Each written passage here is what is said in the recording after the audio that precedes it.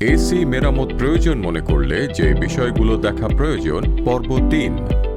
সঠিকভাবে AC operate না করলে এসি ঠিকমতো সার্ভিস দেয় না, তবে বেশ সহজেই হতে পারে এর সমাধান।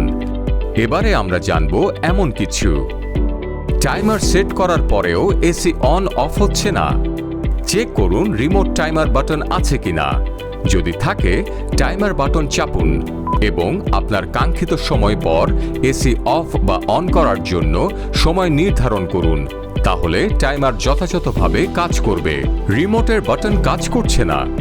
চেক করুন রিমোটের ডিসপ্লেতে লক সদৃশ্য কোনো সিম্বল দেখা যাচ্ছে কিনা। যদি দেখা যায়, তাহলে বুঝতে হবে রিমোটে লক লেগে আছে। এখন রিমোট আনলক করতে রিমোটের ব্যাক সাইডের ইনস্ট্রাকশন অনুসরণ করুন এবং ডিসপ্লেতে লক সদৃশ্য সিম্বলটি চলে যাবে। এবার রিমোটের বাটন স্বাভাবিকভাবে কাজ করবে। রিমোটের ডিসপ্লে খুব হালকা বা কিছুই দেখা যাচ্ছে না। চেক করুন ব্যাটারির চার্জ শেষ হয়ে গিয়েছে কিনা। এসির ডিসপ্লেতে কোনো কোড প্রদর্শন করছে বা এসি অফ হয়ে গেছে।